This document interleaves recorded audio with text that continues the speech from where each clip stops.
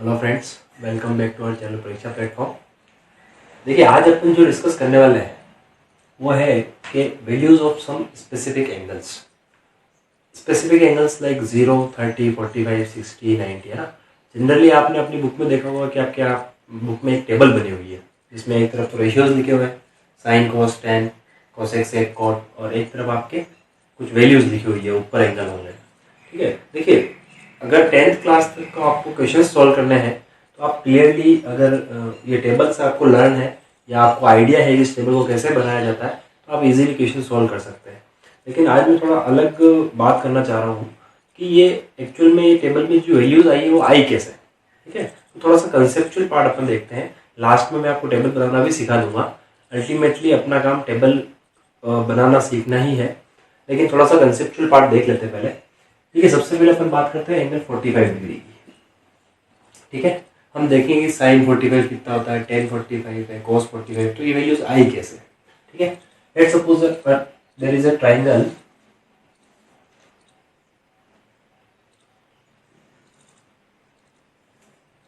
ठीक है, ये एक ट्राइंगल है, राइट एंगल ट्राइंगल। अब इसमें मैं इसको कुछ नेम दे देता हूँ, ए, बी एंड सी। इसमें मान लीजिए कि मेरे पास ये दोनों साइड्स इक्वल है,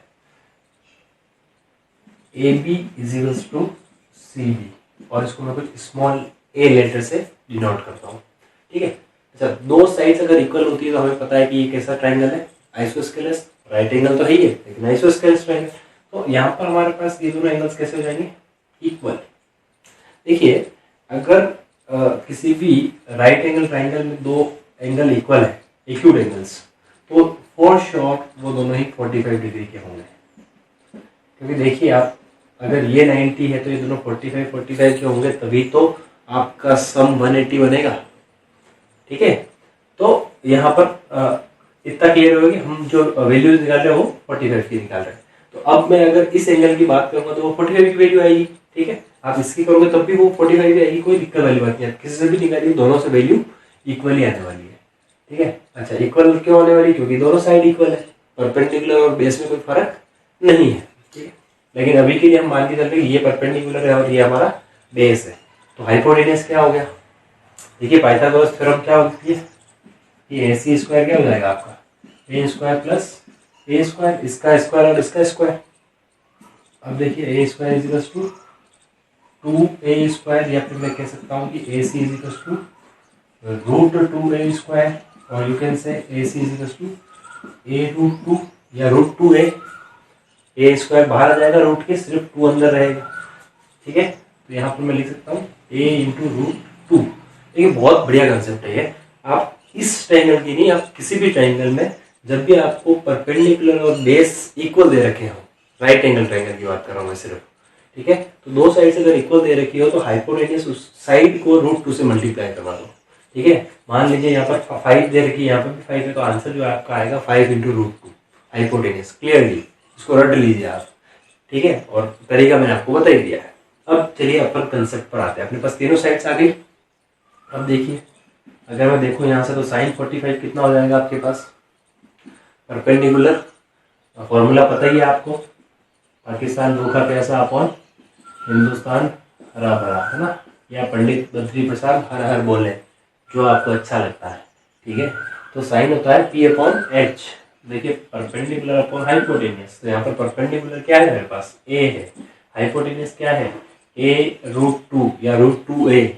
ए से A कैंसल, तो आपका क्या आंसर बच रहा है, देखिए यहाँ से आपका साइन 45 कितना आ गया, 1/√2। तो यहाँ से हमें साइन 45 की वैल्यू मिलती है कि ठीक है। अच्छा, फिर मैं देखता हूँ, अगर मैं देखूँ तो इसी तरीके से आप देखो cos 45 की वैल्यू, तो वो भी क्या हो जाएगी, बेस भी A है और हाइपोटेनस भी। तो अगेन अगर अपन देखें तो ये भी A/√2, यहाँ पर भी A से कैंसिल, तो ये भी क्या हो जाएगी 1/√2। तो यहाँ से क्लियरली पता चल रहा है कि साइन 45 1/√2 है, cos 45 भी 1/√2 है, यानी 45 डिग्री के लिए साइन और cos दोनों इक्वल होते हैं। ठीक है, अब अपन अगर बात करें tan की, tan 45, तो tan 45 क्या होगा, साइन 45 डिवाइड बाय cos 45। क्योंकि हमें पता है टेन थीटा का फॉर्मूला साइन अपॉन कॉस होता है, मैंने आपको फर्स्ट वीडियो में बताया था। ठीक है, तो tan 45 क्या होता है आपका साइन 45 अपॉन कॉस 45, जैसा अपन पहले वाले वीडियो में देख चुके हैं। तो यहाँ से डिवाइड करेंगे 1/√2 अपॉन 1/√2, दोनों सेम डिजिट से, तो डिवाइड होकर आपका फाइनली आंसर क्या आ जाएगा, tan 45 = 1। ठीक है, तो देखिए बहुत सिंपल सा है, कुछ ज़्यादा वो नहीं है, आप थोड़ा सा ध्यान लगाएंगे तो समझ में आ जाएगी चीज़ें। ठीक है, तो यहाँ से अगर हमें साइन कॉस और tan मिल गया, और साइन कॉस tan अगर मिल चुका है तो आपको कोसेक सेक कॉट भी मिल जाएगा, जस्ट रेसिप्रोकल कर दीजिए। कोसेक 45 क्या हो जाएगा, √2, सेक 45 क्या हो जाएगा, √2, और कॉट 45 क्या होगा, 1, क्योंकि 1 का रेसिप्रोकल 1 ही होता है। यहाँ पर एक गलती कर जाते हैं हम, जल्दबाजी में हम सोचते हैं 1 का रेसिप्रोकल 0 होगा, नहीं। ठीक है, 1/1 क्या होता है, 1 ही होता है। ठीक है, तो ये थी बात 45 डिग्री की। अब अपन बात करते हैं 30 एंड 60 डिग्रीज। ठीक है, तो देखिए थोड़ा सा बहुत जल्दी जल्दी समझ जाते हैं, बहुत और कुछ ज्यादा टफ नहीं है। देखिए 30 डिग्री और 60 डिग्री आपने अपने बॉक्स में सेट स्क्वायर देखा होगा, है ना। एक तो अभी मैंने जो ट्रायंगल बनाया था उस टाइप का आता है, और एक 30 और 60 वाला आता है। तो सबसे पहले अपन एक ट्रायंगल लेते हैं, इक्विलेटरल ट्रायंगल। ठीक है, कैसा ट्रायंगल है ये, इक्विलेटरल, जिसमें ये भी 60 डिग्री है, ये भी 60 है, और ये भी 60 है, अपन जानते हैं। ठीक है, अब इसमें अपन ये करते हैं, परपेंडिकुलर बाइसेक्ट ड्रॉ करते हैं यहाँ से। ठीक है, इसको कुछ नेम दे देते हैं, ए बी एंड सी। ठीक है, अब देखिए परपेंडिकुलर बाइसेक्ट को आप क्लियरली इस ट्रायंगल और इस ट्रायंगल को कॉन्ग्रुएंट प्रूव कर सकते हो, और जैसे ये दोनों ट्रायंगल कॉन्ग्रुएंट होंगे, अच्छा मैं इसकी तीनों साइड्स ए और ये पूरी ए ले लेता हूँ। जैसे ये दोनों ट्रायंगल कॉन्ग्रुएंट प्रूव होंगे, ये दोनों साइड्स क्या हो जाएगी, इक्वल हो जाएगी। Let's suppose this is D, तो ये यहाँ से a/2 हो जाएगा, और ये भी आपका क्या हो जाएगा, a/2 हो जाएगा। a से d a/2 और d से c भी a/2, मतलब a का हाफ, जितनी भी टोटल साइड्स है उसका हाफ और हाफ। ठीक है, तो अब ये आप डायग्राम बना लीजिए। अच्छा परपेंडिकुलर बनाएंगे क्योंकि ये 90 डिग्री हो जाएगा। अब अपना जो रेशियोज होते हैं वो राइट एंगल ट्रायंगल की होती है, तो अपन ट्रायंगल लेंगे ए बी एंड डी। अच्छा यहाँ पर बाइसेक्ट कर रहा है, तो ये एंगल आपका कितने का हो गया, देखिए ये 30 डिग्री का हो गया। तो आपको इसी डायग्राम से 30 का भी वैल्यू मिल जाएगा और 60 का भी मिल जाएगा। ठीक है, तो देखिए सबसे पहले अपन इसका मैं एक सेपरेट डायग्राम बना लेता हूँ, आपको समझ में आ जाएगा। ये आपका है a/2, ये आपकी साइड है a, this is b, this is d and this is your a। मैंने इसका हाफ पार्ट बनाया सिर्फ। ये आपका 30 डिग्री है, ये आपका 60 डिग्री है। अब आप मुझे बताइए कि ये वाली साइड क्या होगी। मेरे पास हाइपोटेनियस है, बेस है, परपेंडिकुलर मुझे फाइंड आउट करना है। ठीक है, तो कैसे करेंगे, देखिए क्लियरली आपको पता है कि पाइथागोरस थ्योरम क्या बोलती है, ab² = AD² प्लस BD²। देख सकते हैं इस तरीके से, तो यहाँ से आ जाएगा a² = a/2² प्लस BD²। ये फाइंड आउट करना है, इसको इस तरफ लिया, a² माइनस ये कितना आ जाएगा, ये a²/4। तो यहाँ से वैल्यू क्या मिलेगी आपको, अगर अपन देखें तो देखिए एलसीएम लोगे आप, तो 3a² माइनस a², ये हो जाएगा आपका 3a² माइनस a² में डायरेक्ट इसको 4a² माइनस a²। ठीक है, डायरेक्ट में इसको क्या लिख दूँ, 3a²/4 लिख दूँ। ठीक है, तो अब आप देखिए कि यहाँ पर क्या होगा, अच्छा स्क्वायर है, रूट लगा सकते हैं, तो यहाँ से मेरे को बी डी की जो वैल्यू मिलेगी वो क्या मिलेगी, √3a²/4, या यूँ कह सकते हो कि √3a/2। मैंने a को और 4 को बाहर निकाल दिया। ठीक है, तो ये वैल्यू आपके लिए इंपॉर्टेंट है। तो यहाँ पर मेरे पास इस साइड की जो वैल्यू आ रही है वो क्या आ गई, देखिए √3a आपका रूट के अंदर नहीं है, बाहर है, तो √3a/2। ठीक है, या यूँ कह सकते हो √3/2 × a। ठीक है, तो अब देखिए अपने पास तीनों साइड्स आ गई। ये फंडा समझना थोड़ा सा जरूरी है कि हमारे पास तीनों साइड्स कैसे आए। ठीक है, हम कोई साइड को कुछ भी मान सकते हैं क्योंकि अल्टीमेटली हमको रेशियो निकालना है। ठीक है, तो अब देखते हैं अपन सबसे पहले साइन 60। बताइए यहाँ से परपेंडिकुलर अपॉन हाइपोटेनियस, तो परपेंडिकुलर कितना है आपका √3/2a और हाइपोटेनियस कितना है a से a कैंसिल हो जाएगा, तो साइन 60 आपका कितना आ गया देखिए √3/2। बहुत सिंपल है, अगर साइन 60 आ गया cos 60 आ गया तो डिवाइड करके 10 भी आ जाएगा। सबसे फिर cos 60 निकाल लेते हैं, देखिए cos 60 निकाल जाएगा बेस अपॉन हाइपोटेनियस, तो बेस आपका कितना है a/2, यानी मैं लिख सकता हूँ 1/2a, एक ही बात है a/2/a, ये वाला कौन सा है हाइपोटेनियस, तो यहाँ से a से a कैंसिल, तो यहाँ से मुझे क्या मिल गया हाफ, साइन और cos मिल गया तो tan 60 भी मिल जाएगा। tan 60 क्या होता है साइन 60 डिवाइड बाय cos 60, देखिए cos 60 क्या हो जाएगा √3/2/1/2, 2 से 2 कैंसिल, तो ये आपका आंसर क्या आ गया √3। ठीक है, तो यहाँ से मैं क्या लिख सकता हूँ tan 60 = √3। आगे का काम आपको बहुत सिंपल है, रेसिप्रोकल करने हैं आपको, cosec sec और cot की वैल्यू भी मिल जाएगी। ठीक है, तो ये तो बात थी 60 डिग्री की। अब अपन देखते हैं कि 30 डिग्री कैसे निकालना है। ठीक है, तो देखिए फटाफट से, बहुत ही इजी है, ज्यादा कुछ वो नहीं करना है। इसी डायग्राम से आपका दोनों सॉल्यूशन मिल जाएंगे, sin 30 cos 30 एंड tan 30। देखिए कैसा करना है। अब जब मैं 30 की बात कर रहा हूँ तो मुझे एंगल कौन सा लेना है, ये हम एक्सरसाइज 1 में देख चुके हैं। जो एंगल लेंगे उसके अपोजिट जो साइड होती है that is called perpendicular and the rest one is base. So for 30 this is AD is the perpendicular and BD is the base. Hypotenuse is same as well as the previous condition. So we'll come to the sin 30. अब देखिए जरा sin 30 की बात को, होता क्या है perpendicular upon hypotenuse, तो 30 के लिए परपेंडिकुलर अब क्या है a/2 upon hypotenuse again a, क्योंकि a ऊपर है तो ऊपर से ऊपर कट जाएगा, बचा क्या 1/2। ठीक है ना, 2/1 मत कर देना, थोड़ा सा ध्यान रखना है ना, डिवाइड है ये। देन cos 30, अब cos 30 में क्या होगा बेस, अब बेस क्या है √3/a, √3a/2 and divide by a, यहाँ पर भी a से a कैंसिल हो जाएगा, बचेगा क्या आपका देखिए √3/2। समझ आ रहा है। अब इन दोनों को डिवाइड कर लीजिए। ठीक है, तो क्योंकि tan 30 क्या होगा साइन अपॉन कॉस, समझ आई, डिवाइड बाय क्या हो जाएगा √3/2, 2 से 2 कैंसिल, 1/√3। यहाँ पर जब आप फ्रैक्शंस का डिवाइड करते हो थोड़ा सा ध्यान रखिए, मान लो आपको ऐसे समझ में नहीं आता है तो मैं आपको थोड़ा सा यहाँ बता देता हूँ कि ये 1/2 डिवाइड बाय √3/2, आप इसको ऐसे कर लीजिए।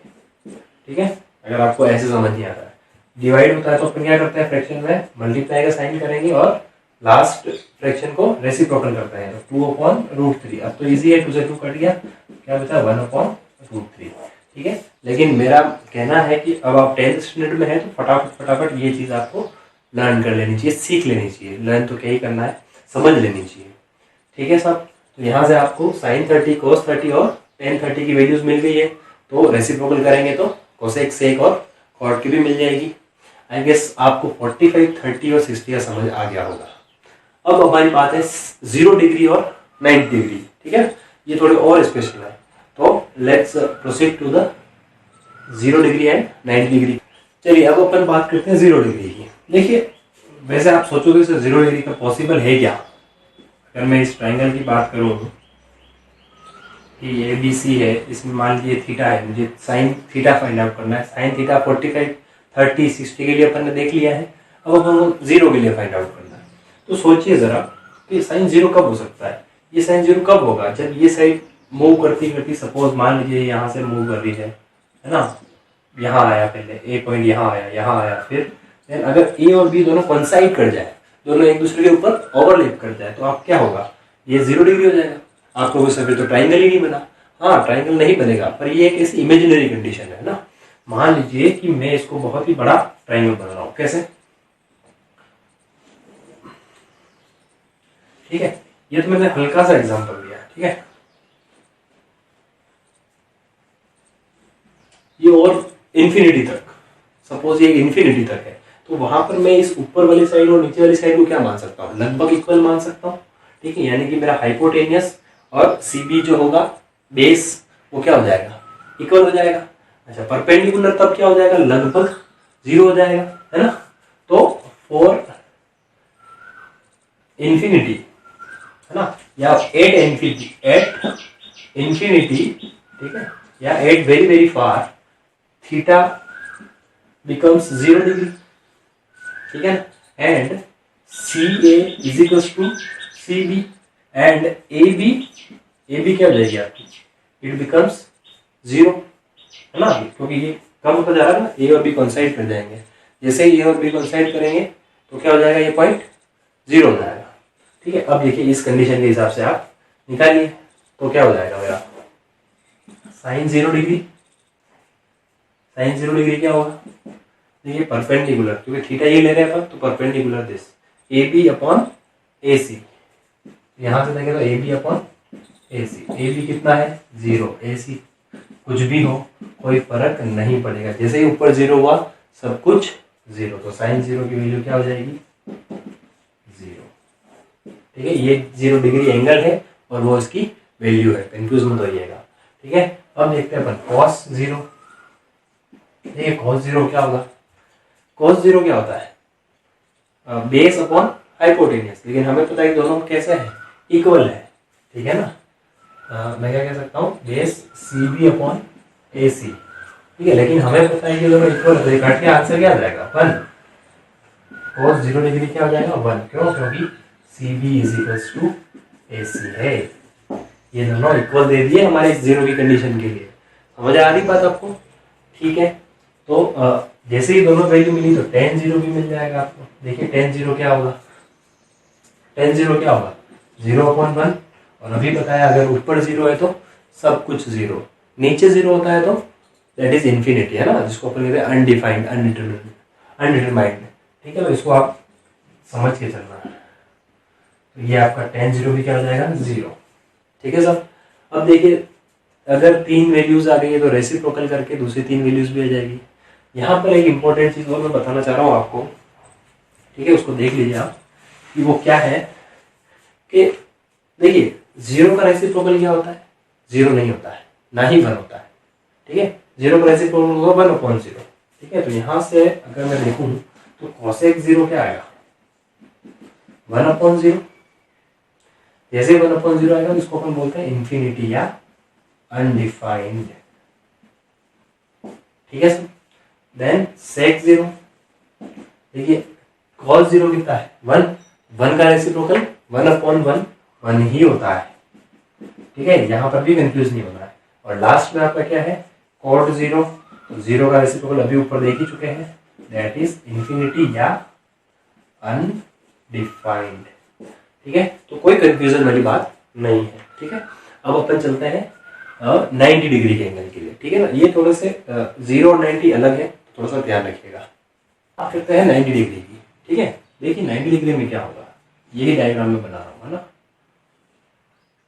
अब देखिए 90 डिग्री ये थीटा कब हो सकता है?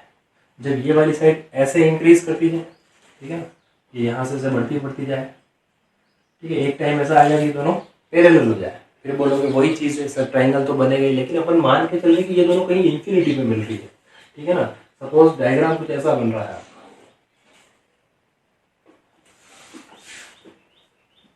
ये आपका ये कुछ ऐसा, ठीक है। देखिए मैंने इतना सा बनाया, तब भी आपको क्या लग रहा है कि ये लगभग ये दोनों 90 डिग्री जैसे ही लग रहे हैं, ठीक है। तो सपोज ये इन्फिनिटी तक चली जाए लाइन, तो हम मान के चलेंगे, ऐसा एक अजम्पशन लेके चलेंगे कि ये इन्फिनिटी पर मिल रहा है, तब अपन इसको क्या मानेंगे? Theta is equal to 90 degree. तो उस कंडीशन में क्या हो जाएगा? देखिए फिर उस कंडीशन में ये वाली साइड और ये वाली साइड दोनों कैसे होगी? इक्वल होगी, यानी मेरा हाइपोटेनियस, ठीक है। मैं इसको वापस कुछ नेम दे रहा हूँ, ए बी और सी। देखिए इस कंडीशन में क्या होगा हमारे पास? ए सी है जो किसके इक्वल हो जाएगी? ए बी के इक्वल हो जाएगी, देखिए यहाँ से, है ना। ये आपका हाइपोटेन्यूज हो गया, ये आपका परपेंडिकुलर हो गया थीटा के लिए। अच्छा, जैसे जैसे ये बड़ी होती जाएगी, ठीक है, तो ये साइड कैसी होगी, छोटी होगी आपकी, यानी कि सी बी जो है वो लगभग कैसी हो जाएगी, it will become 0 not degree, 0 हो जाएगी, और थीटा जो है आपका क्या हो जाएगा, 90 डिग्री हो जाएगा। ठीक है, तो ये 3 कंडीशन आपको ध्यान रखनी है। अब देखिए डायग्राम से आपको समझ आ रहा होगा क्लियरली, ठीक है ना। अब अपन वैल्यूज निकाल देते हैं। सबसे पहले साइन थीटा, देखिए, या साइन 90 डिग्री, साइन 90 डिग्री क्या होगा, परपेंडिकुलर अपॉन हाइपोटेन्यूज। तो देखिए यहाँ पे परपेंडिकुलर क्या है, ए बी, हाइपोटेन्यूज क्या है, सी बी। मैं क्या लिख सकता हूँ, A B upon C B, और ये दोनों इक्वल है, अभी ऊपर ने बता रखा है यहीं से। तो ये साइन 90 की वैल्यू क्या आ गई आपकी, बताइए, बहुत ही इजीली 1। ठीक है, अब cos 90 देख लेते हैं फटाफट से, आराम से, कोई दिक्कत वाली बात नहीं, बहुत ही इजी वे में ठंडे दिमाग से समझिएगा, ठीक है ना। जनरली क्या होता है ना कि ये चीजें कोई क्लास में बताता नहीं है, सब सीधा टेबल पर आ जाते हैं, इसीलिए मैंने सोचा कि मैं थोड़ा सा आपको बता दूं। तो cos 90 क्या हो जाएगा, अब देखिए cos 90 क्या होता है, बेस अपॉन हाइपोटेन्यूज। अब बेस तो मैंने कहा अभी सी बी लगभग 0 हो चुका है, ठीक है, तो सी बी अपॉन, सॉरी यहाँ मैंने गलत लिख दिया, दैट इज ए सी, ठीक है ना, ए सी और ए बी इक्वल है, तो ये करेक्शन थोड़ा सा देख लीजिएगा, सी बी अपॉन ए सी। ठीक है, अब देखिए सी बी और ए सी, सी बी तो मेरे पास क्या है, लगभग 0 है, तो ए सी, तो cos 90 डिग्री, cos 90 की वैल्यू क्या हो जाएगी, 0, क्योंकि 0 होते ही 0 सबको 0 कर देता है। जैसे ही दोनों की वैल्यू आई तो tan की वैल्यू भी आ जाएगी आपके पास, tan 90 क्या हो जाएगा, देखिए 1/0, यहाँ पर सेकंड वाली कंडीशन 1/0, तो ये आपका हो जाएगा इन अनडिफाइंड। ठीक है, तो इस चीज का थोड़ा सा ध्यान रखिएगा, यहाँ से रेसिप्रोकल करके आपको बाकी सारी वैल्यूज भी मिल जाएगी। ठीक है, तो अब अपन देख लेते हैं कि टेबल कैसे बनाई जाती है, जो कि आपका मेन पर्पस होता है generally for solving the questions. चलिए तो आ जाते हैं अपन अपने टेबल पर, ठीक है, क्योंकि मुझे पता है कि आप सब लोग मेनली आप टेबल के लिए ही ये वीडियो देख रहे होंगे। तो देखिए सबसे पहले एंगल्स दे रखे हैं आपके पास 0, 30, 45, 60 और 90, यहाँ पर रेशियोज दे रखे हैं, ठीक है ना। तो साइन अगर मैं 0 की बात करूँ तो साइन 0 की वैल्यू आपको याद रखनी है, ठीक है, अभी अपन ने निकाली थी, साइन 0 0 आया था, 1/2 आया था 30, ये आएगा 1/√2, ये आया था √3/2 और ये 1। ठीक है, ये 5 वैल्यूज अगर आपको याद है तो बाकी पूरी टेबल्स आपको इजीली बन जाएगी, कोई दिक्कत वाली बात नहीं। ठीक है, देखिए, और इसमें भी क्या याद रखना है, 0 का तो 0 ही है, 90 का 1 है, बची बीच की 3, 1/2, इसके ऊपर लगा दीजिए रूट, फिर √3/2। ठीक है, इसका भी एक और तरीका वो सब बताते हैं, वो 1 2 3 4 लिखिए, सब पे रूल लगाइए, अपन को इतना नहीं, मुझे पता है आपको ये 2-3 बार यूज करोगे याद हो जाएगा। ठीक है ना, चलिए फिर आ जाता है आपके पास cos थीटा, इसको रिवर्स में लिख दीजिए, वहां से लिखना स्टार्ट कर दीजिए, 1√3/2, 1/√2, 1/2 और 0, उल्टा लिख दिया अपन ने, 1 पहले लिख दिया, फिर √3/2 लिख दिया, ये यहीं आ गया, ये आ गया, इधर आ गया। ठीक है, तो समझ आ रहा होगा, कुछ ज़्यादा टफ नहीं है, table banana it's very easy. मैंने इससे पहले अगर आप कॉन्सेप्ट वाला पार्ट देख चुके हैं, वो समझ चुके हैं, तो ये आपके लिए बहुत बाएं हाथ का खेल है। फिर आ जाते हैं टेन आपको बता रहा है कि साइन और कॉस का डिवाइड होता है 0/1। मैंने पहले ही बताया था, ऊपर जब 0 होता है तो वो सब को क्या कर देता है 0, और अगर नीचे 0 है तो वो क्या कर देता है इन्फिनिटी या अनडिफाइंड, जिसे हम कहते हैं। ठीक है, तो जहां पर भी मैं ये इन्फिनिटी लिख रहा हूँ आप समझ जाना वहां पे अनडिफाइंड है।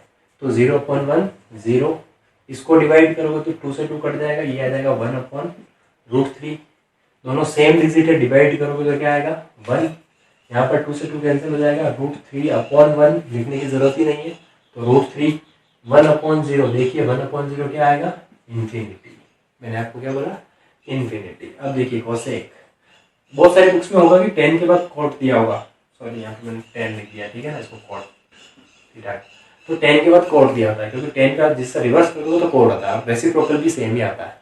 ठीक है, अभी अपन समझ लेंगे। तो कोसेक, सबसे पहले साइन का रेसिप्रोकल, देखिए रेसिप्रोकल का मतलब होता है 1/, लगाना, और अगर फ्रैक्शन है तो उसको रिवर्स कर देना। तो 0 का रेसिप्रोकल क्या होगा 1/0, दैट इज इन्फिनिटी, तो यहाँ पर क्या आ जाएगा इन्फिनिटी या अनडिफाइंड।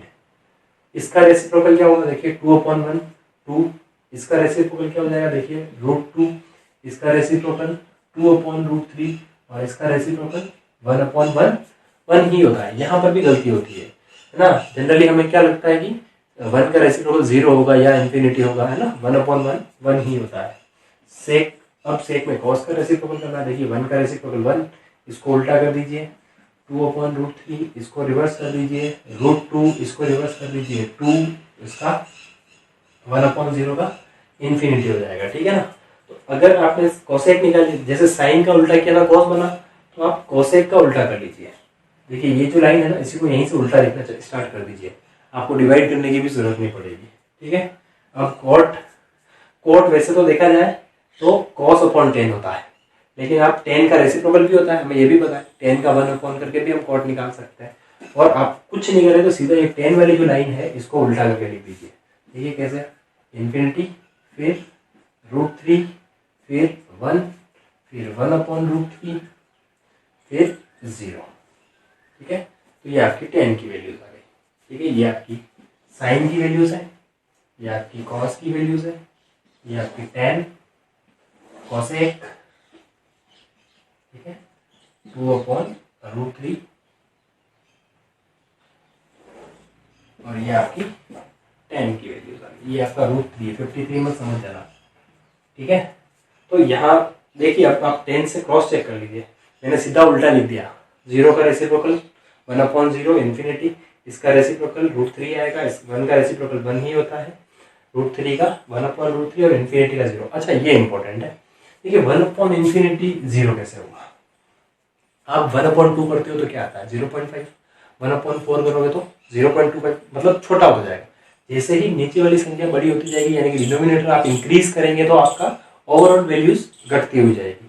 तो नीचे इन्फिनिटी है, सोचिए बहुत बहुत बड़ा नंबर है, तो आपका आंसर क्या आएगा, बहुत 0.0000 बहुत छोटा आएगा, यानी कि हम मान सकते हैं दैट इज लगभग इक्वलेंट टू 0, ठीक है।